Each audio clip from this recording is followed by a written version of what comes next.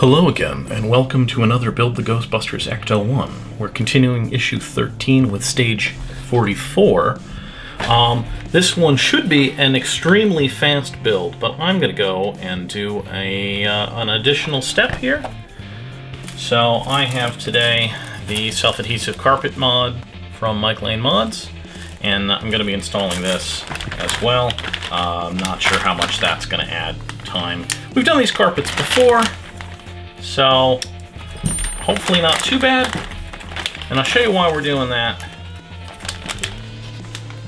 Because this is our kit. We got a floor pan, and we got two plastic pieces, a gas pedal, and a headlight dimmer switch. We didn't get any screws. There aren't any screws in this particular kit. The gas pedal doesn't even get used. Normally the foot dimmer would just plug in this hole right here, just pushes in, and that would leave us on this bare plastic.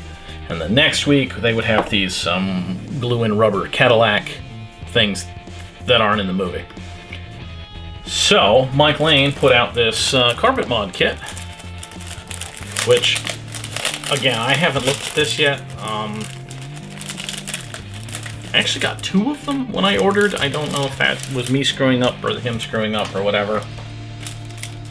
So I actually have a spare set if I ruin something. But it's really kind of just a matter of figuring out with all the pieces where everything is going to go. That's pretty obviously going there. That's going to go like that.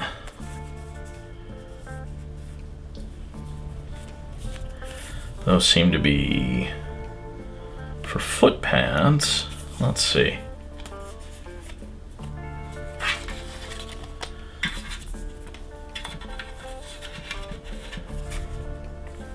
Did that make sense? Nope. Aha, these are going to go in the back. Duh. And if I'd gone through the stack, I would have discovered the one that's obviously for the driver's side, because it's actually got the heel pad on it. So that's going to go in there. That's going to go in there. This is going to go on the middle. And that's going to go in the middle there. So we're going to start putting these together and see how it goes. These are tricky, not incredibly difficult, but tricky. So I think I'm going to start with the driver's side one. I think I'm going to start there. Just trying to get a sense of the shape and the fit. Kind of hangs off a little in the back.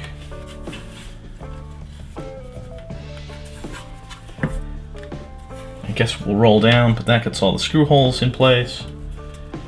You can even go ahead and do something like stick a toothpick in it. Okay, so yeah, we're gonna try it. We're gonna go for it and see how we do, and hopefully we don't mess anything up too badly.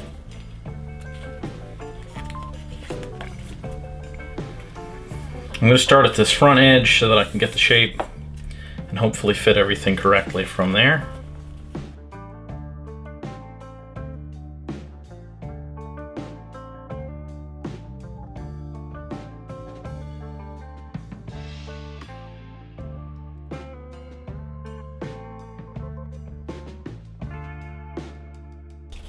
Now, if you've never messed with one of these kits from Mike Lane before, these are super sticky, and I've seen a lot of recommendations, I think, from him to like peel it halfway down, partially down, get your fit right before you start really pushing on pieces.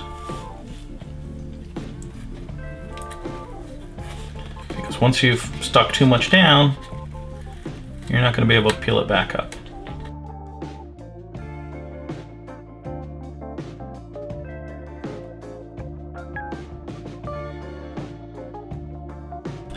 So that is the driver's side attached, and it is not 100% perfect. My alignment is close, and frankly, for my skill level, I'm going to say it's good enough. I am 100% a perfectionist, but I'm not going to try to redo that.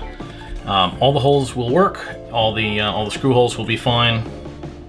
So, and you can really see the difference between that and just the bare plastic, and I think it's a pretty substantial improvement. So we're going to do the passenger side, we're going to do these back ones, and we're going to do the middle transmission hump, and we'll go on.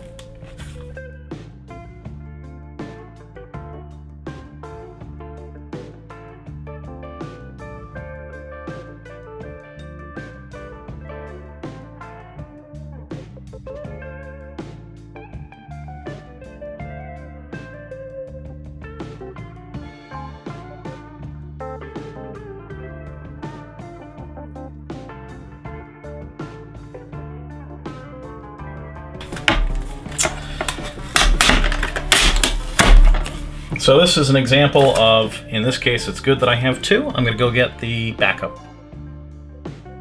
Okay, so even with the second one, I had a little trouble. These holes are not quite in the same place on this versus the end, so the fit's not quite right. I end up with a little bit of a crease in here. It's fine. You can feel it. You can't really see it. So I'm not worried about it. I'm going to go on. But the end up here is right. And these holes were trying to come in way further back, so I don't know what was going on. Something's either changed in the design or changed in the carpet or something. So we're going to do these guys. And then I'm going to do the metal.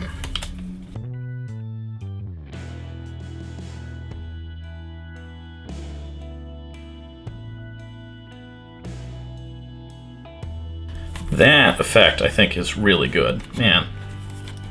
So this one, flat, would have laid across to here. I folded this edge down. On this one, I creased it down here and glued it along. And I think that looks fantastic. I think that's a really nice fit.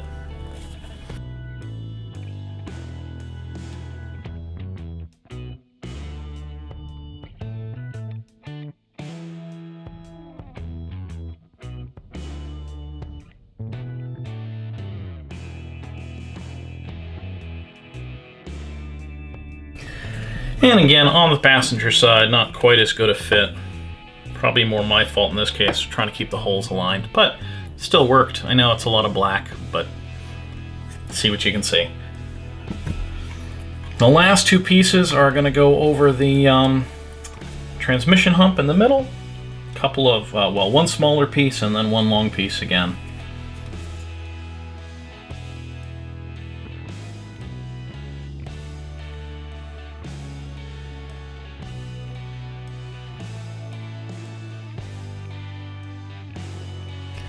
One of the things you can see on the back that they've done is they've actually got these little cuts in the carpet to try to make it curve a little better. That said, these curve bits are still tricky. They only fit so well.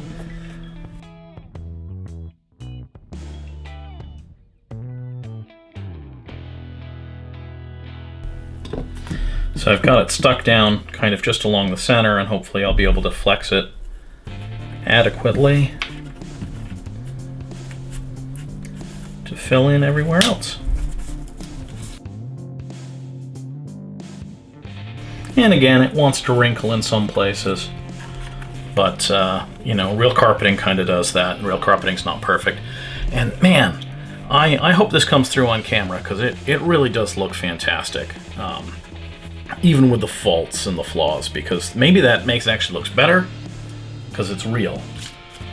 So that's the mod kit. The only part to install before the camera dies on me is the little dimmer switch. The gas pedal here we're going to save, and you'll see that more when that gets installed. But this just goes in the opening here on the left of the driver.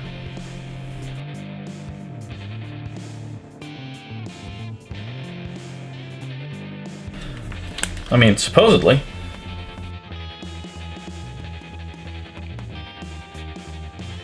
Well, I've pushed it in a little too far, but it goes like that. And really, I'll fix that. But that's it for Stage 44, Part 2 of Issue 13. If you like what you see, please subscribe. Click on the cap to do that. Check out those playlists for any episodes you might have missed. We do these Back to the Future builds and mod kits on Wednesdays, and DeLorean builds and mod kits on Saturdays. Have a good one, guys.